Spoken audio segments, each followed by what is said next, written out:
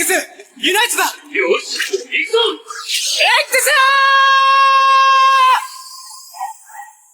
銀河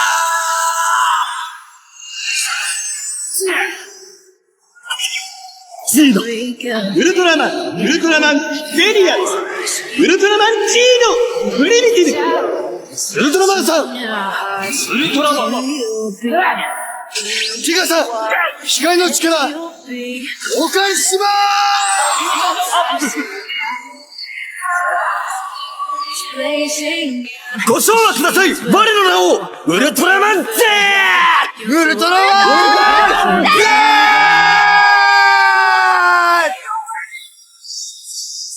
如果说昭和时期和平成时期的变身是充满煽情感动，又或者遗憾的，那么新生代的变身就有独属于他们的浪漫，不仅在超燃的同时，还能满足我们儿时的英雄幻想。从银河的开篇之作到泽塔荣获星域赏的经典之作，每一部作品都能让你激情绽放。今天一口气看完新生代中那些超燃的变身场景，那么第一位就是新生代的开篇之作，并且拥有后山战神之称的银河。在拥有超燃背景音乐的同时，还有非常多的超帅变身名场面。那最燃的莫过于黑暗路基埃尔复活之时，小光和翔即便使出浑身解数也打不过路基埃尔，而他还在吸收着维克特利水晶之核的能源。为了保护这个星球的危机，女王只能将希望寄托在能够承受巨大热量的玛娜身上，让她去得到水晶之核的指示。可是当她完全了解到水晶所处的位置之后，她内心的想法发生了改变，将小光他们再次视为敌人，把水晶之核的信息告诉了齐布尔星人。但小光他们认为玛娜并不是真的叛变，所以即便是最后一次变身，也要冒着风险去到基地内部寻找玛娜。果然，当他们真正见到玛娜时，她就是为了正义而战，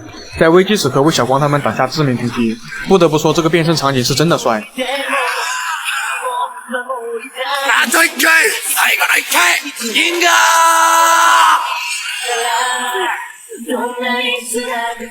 第二位是我愿称之为神作的艾克斯，他或许并不是那么家喻户晓，但他凭借新的风格和稳定的单元剧输出，在我们心中留下了深刻的印象。他就像一位稳扎稳打的优等生，单看每一科并非都是第一，但总分却能名列前茅。虽然前期的铺垫较为平缓，但中后期的顶尖神会频出，其中单凭战士的背影就让他在新生代中备受好评。结合了顶级文戏、大师级的叙事手法，加上最真挚的父女感情，让这一集被誉为写给所有不完美父亲的情书。是艾克斯封神路上的关键一战，在最终决战时刻的变身，也是大部分男生心中的幻想时刻。曾经被艾克斯一路追击的格里扎如今复活，再次降临到地球，利用几乎无解的虚化能力，轻松就清除了路上的一切阻碍，准备来到基地夺走闪光王偶得的强化。事态已经严重到艾克斯亲自下场指挥，但时间已经来不及了。格里扎凭借极快的速度来到基地上空，大地只能争分夺秒变身一战，诞生了这一个超帅的变身镜头。如果说要问他帅到哪种程度，那我必须把他给到夯，毕竟谁不想在自己喜欢的人面前变身。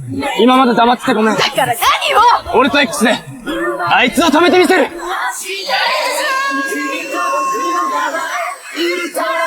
事が X だったんです。第三位杰德，或许他不是新生代中评分最高的，但他的设定绝对是奥特曼中非常特别的一个存在。毕竟是作为反派贝利亚的儿子，但他最终还是靠着极具戏剧性的设定和深刻的情感内核，成为了许多人的入坑之作。他用一个青年的成长故事，讲述了他如何艰难摆脱沉重的宿命，成为自我定义的英雄。当贝利亚完全复活之际，小鹿也迎来了他的最终使命。他变身时走的每一步，都是他成长的脚印。他的初心一直没有改变，要亲手斩断这一段对他来说邪恶的血脉关系。僕はジード、ウルトラマンジードだ。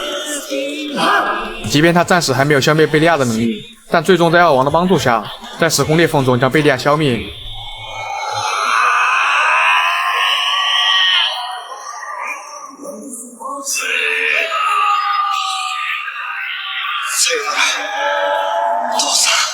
最后不仅打破了他肩负的沉重负命，也让他的坚持得到了奥王的认可。第四位泽塔，第二部获得星域赏的奥特曼作品。如果说在他之前的新生代都是开胃小菜，那么到他这里就是美味佳肴。他不仅挽救了以往的新生代剧情流水的口碑，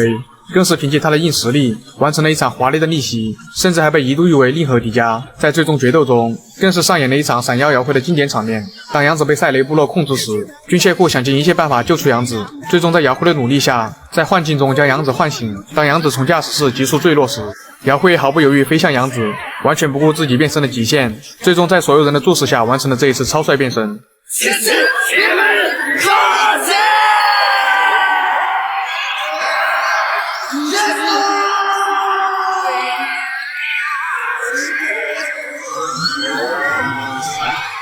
如果说泽塔的变身场景是我们都遥不可及的，那么红凯的这一次变身就是我们随时能够做出来的。作为奥特曼系列诞生50周年的纪念之作，欧布奥特曼在新生代作品中占据着极为特殊的地位。它不仅是远古在新生代系列逐渐挽回口碑的关键转折点，更被誉为逆风翻盘的中流砥柱。其中最令人深刻的就是红凯和加古拉的友情，一个是孤独坚韧的宇宙浪客，一个是塑造的极为丰富也最令人难忘的反派角色之一。而他的剧情在平淡舒缓的日常主线中，成功融入了沉重的宿命感和宏大的哲学探讨。而在众多难忘的变身场景中，欧布的大结局堪称是整部作品的巅峰之作，被很多人誉为新生代中最经典的变身镜头之一。这也是为什么欧布是压轴登场。这个镜头的精彩之处，首先是华丽震撼的特效视觉呈现，奔跑的属性也赋予了这一次变身的热血感与使命感，也承载着完美的致敬与厚重的情怀。